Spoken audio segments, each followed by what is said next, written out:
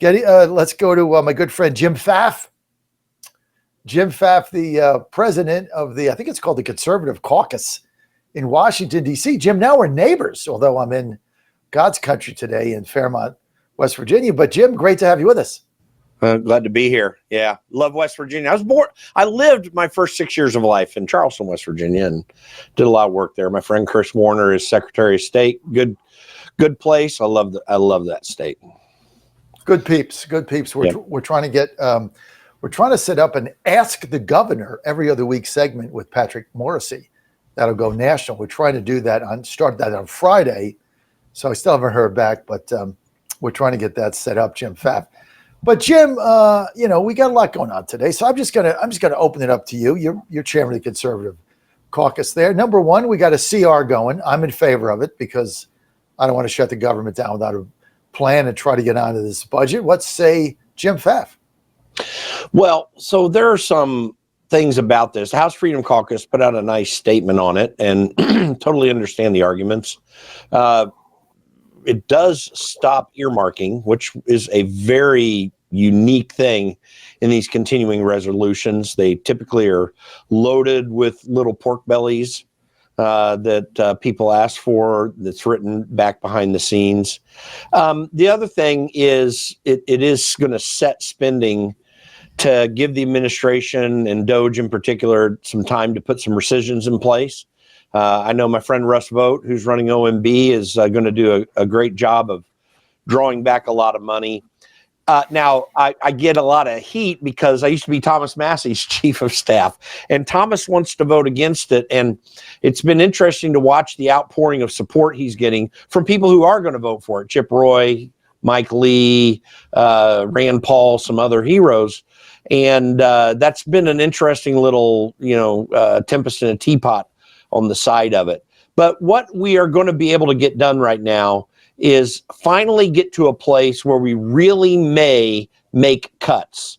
And I'm glad that we can avoid the other thing, we can avoid a government shutdown, which allows Tom Homan to keep doing the work that he's doing on immigration.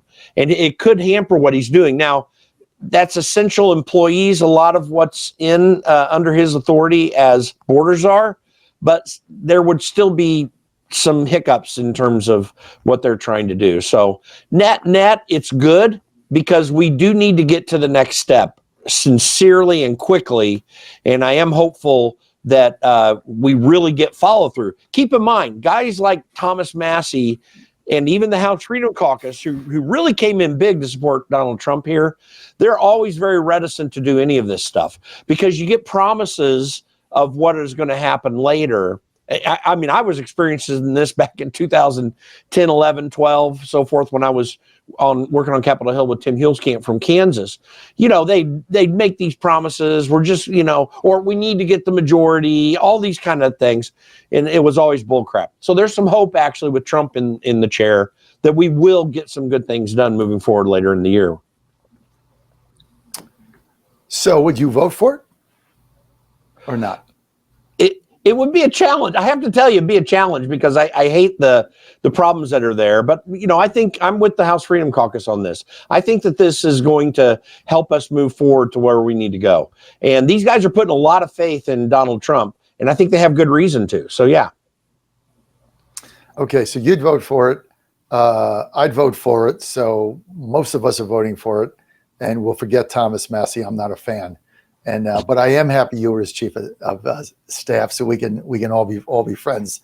But all the libertarians have done is elect us 2 communist senators from Georgia, as far as I'm concerned. So I'm not a fan of the whole party. I'm just not a fan. But it is what it is. What is the problem, Jim? Why don't the Republicans have the courage? Why are they so afraid? Why the cowardice? You got Republicans signing on to this bill, which is going nowhere, which is to reinstate all the fired workers, give them jobs for life. The stock market goes down for a day. Everybody panics and runs away from the tariffs, all afraid, running down the hall for cover. Why is our party so afraid all the time? Why the cowardice? Well, it's because so many of them have bought into the system. Now, not all of them might you say their rank corrupt? I might give a little grace to a few of them, but really what happens is these people come to Washington, D.C., they get elected, they sound like they're very altruistic and want to change government and make things right. And then they come up and say, well, you know, I just need to wait a little time until I can get my feet under me and we can do more. And then they never do more. It's this pattern of, you know, this is the way we do things pattern, which is what makes them uncomfortable, even particularly right now, because you've got Donald Trump and Elon Musk and others in the administration saying, well, no, we're not going down these paths anymore. That becomes very uncomfortable for people who have settled into a certain structure. By the way, keep in mind, they have this mindset that they build up, that their experience being in Washington is that I get reelected if I do X. And they do X for a long period of time. They keep doing it over and over. They think they're getting the same result because of that. And they don't understand that the things you do in Washington are not what get people reelected. People, they want Republicans in charge, for example, if they want limited government. And so, okay, they hold their nose, they vote for Republicans. And they don't understand that paradigm is changing. You're going to have to step up to the plate. So these people are basically cowards, to be candid. I mean, listen, we could have cut so much more in the continuing resolution. And 29 senators rejected Rand Paul's amendment to try to do another $1.5 trillion in cutting after a massive election win steered by Donald Trump, with DOGE in high popularity everywhere. And yet, no, we can't do that. We got to stay with what we're doing. These people, they get up here and they get used to what's going on. They stay with it. And it's hard for people sometimes in this town to change. And this is why Donald Trump is such a breath of fresh air. I think we have real hope moving forward to stiffen some of these people up and to shame them, hopefully, into going down a better path. Why don't the Democrats ever have this problem, Jim Pfaff? Well, they've got one thing in their favor, and air quotes here, is that it's a lot easier to spend money and to say you're going to do something for people than it is to say, no, we're not going to do that anymore because it's wrong. That's the challenge that Donald Trump's in right now. He's handling it very well, by the way, and I'm very pleased. But that's the challenge. It's easy to just come in and do stuff and pretend like you're helping people as we go $36 trillion in debt, of course, $39 trillion very soon. That's why. But the other reason that they do it, that they're able to do it, is because they unanimously right now have a vision for, as Barack Obama said very clearly during his administration, fundamentally transforming America. Obama began that process. They're a Marxist party. I'm not going to take any time anymore of saying anything nice about Democrats. I mean, there are a couple people that are sort of not so bad. Like Ro Khanna is sometimes sort of not so bad, but he's still voting for all this stuff. They're a Marxist party. They don't have the American ideal in line, and they've shoved out any dissenters. I mean, you go back even to the Obamacare passage, and you had Bart Stupak was the holdout vote that they just beat him up so hard and so that they could pass Obamacare. Even at that time, you had maybe 10, 15 sort of blue dog Democrats in the party. After that, the passage of Obamacare, they shoved them all out after that. And of course, they were all rejected because they voted for the bill and during the Tea Party wave. And that's the end of the Democrat Party. Before then, you go back even to the Clinton period, and you had a little less unanimity on the Democrat side. But now they're a Marxist party that's trying to take us out of our constitutional framework and put us into a socialist structure so that we can never get out of it again, and so they can have absolute power. That's really their goal. So yeah, they're unanimous in that regard. Well, Jim Pfaff, you kind of wrapped this up very, very nicely. Is what we've been for some time. It's really USA was still a Democrat brand. I mean, I remember when Clinton was at 92, right? In 1990, he launched the I'm going to call it the Democratic Leadership Conference. It was like the moderate conference of the party. Is what it was. Yeah. What was it? What was it? The Democrat Leadership Council, I think is what it was called. Yeah. DLC. And then, one of his biggest backers when he ran for president, won the Georgia primary for the Democrats after coming in like 5th or something in New Hampshire, or he didn't come in last, which he was predicted to, was the governor of Georgia I forget his name. He ended up being a Republican. He changed the Republican Party. Yeah. You had Governor Deal from Georgia. That was a Democrat. You had the football quarterback from the Washington Redskins that was a Democrat in North Carolina somewhere. Forget his name. I'm getting older, Jim. But you had all these moderates in there. I think they called them the red dog or blue. I don't know, something dogs, yellow dog, something. Yeah. Yes. Like that. They're all gone now. They are. I mean, if you dare say a word, you get ostracized by these people. So it's basically Communist Party USA. John F. Kennedy Jr. was a man of somewhat of the left, but he was a patriot who believed in the American ideal, but he was at that time of the left. Even to Republicanize, I think John F. Kennedy looks like a right-wing nut job maybe to some of them, certainly to some Republicans in Congress. And that's how far the Democrat brand has gone. It is not the old Democrat Party brand in a sense at all. It is a Marxist party. Listen, and the reason when I say Marxist party, yeah, they're not going to go out and say we want to rebuild Soviet Russia precisely in the United States, but they do want supreme control over the economy. They want supreme control over the culture. They want to build segments of the society that can play off against one another. This is frankly goes all the way back to Franklin Delano Roosevelt. I mean, this was how if you read Amity Schlei's book, The Forgotten Man, you learn about kind of an old book about 20 years ago, excellent book, but she documented how FDR built different segments that they could play off against one another, unions against minorities, against and poverty and wealth and all this sort of thing.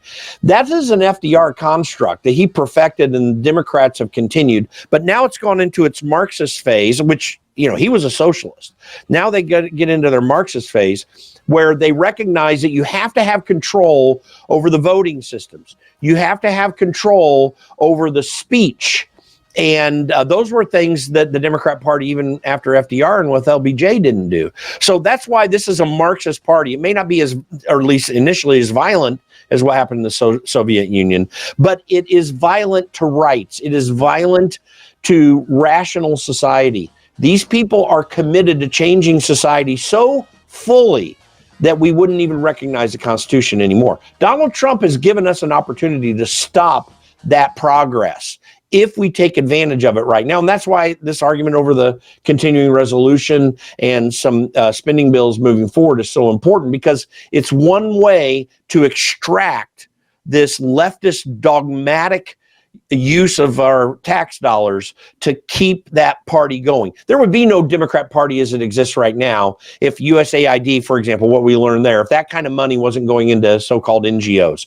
That's got to stop. We got to turn that around, and we need to reassert the idea of the unitary executive, Article 2, Section 1 of the Constitution. The executive power shall be vested in a president of the United States, not a bureaucrat, not an agency, not some ethics commission. No, it is in the power of the person that we, the people, elect. And we've got to shift towards that. And I think we have some hope if we do.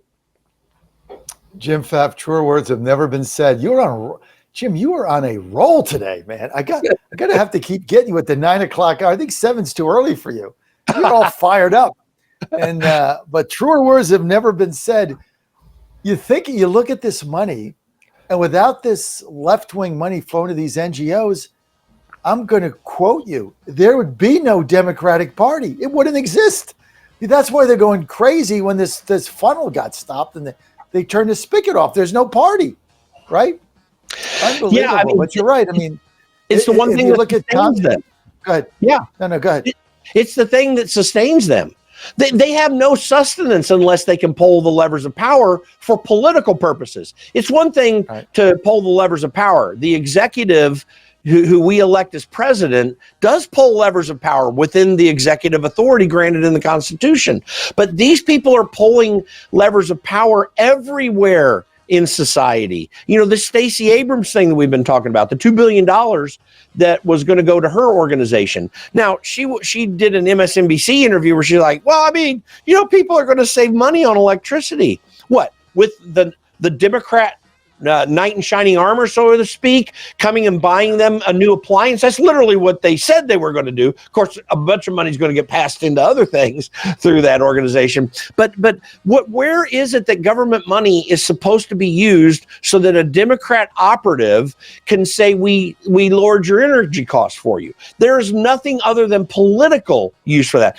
Frankly, it's a Hatch Act violation that you would even direct this kind of money. And keep in mind, that money and a lot of other money that we're discussing through DOGE right now is not stuff that the Congress specifically designated towards those specific institutions. It was, in a sense, a block grant to that agency, and then the president decides. That's a political Hatch Act violation, in my opinion. And I think there's worse criminal and fraud corruption in much of this.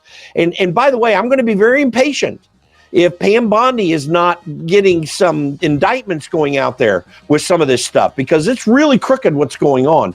They have used government, and Barack Obama put this on steroids because he's a community organizer. They put this on steroids so that they could keep their infrastructure going to win elections. They knew that they were going to lose elections moving forward, and they had already seen that downward trend. Republicans were in charge like since 94 up to that point. And then 2010 came.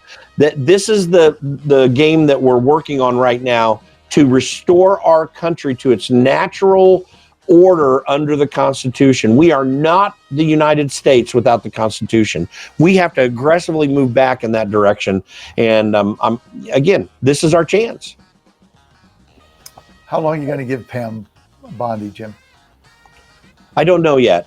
I'm pretty frustrated, I have to say. The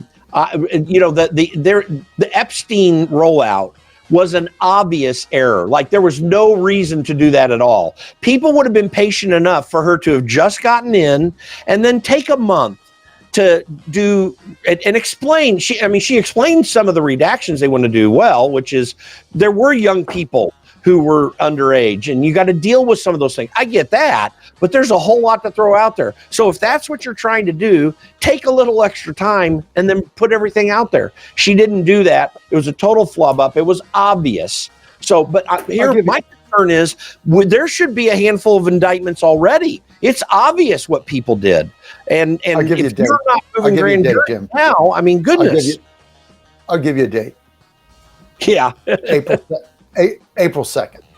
Yeah. We don't see some of these indictments coming by April 2nd. They're not coming. Yeah. Let's agree to that. No, I agree. Jim, I got to go. Absolutely.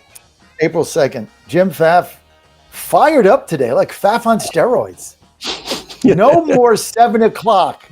Bowserman, Christine Bowserman, my political director. No more 7 o'clock for Jim Pfaff. 9 o'clock. After 7 cups of 1775 coffee, go to 1775coffee.com. Promo code Godzilla, 10% off. Jim Pfaff with the 1775. No more 7 o'clock for you. You're on the John Fredericks Media Network. We're live in West Virginia. Pfaff fired up. I'll be right back with your calls. 888-4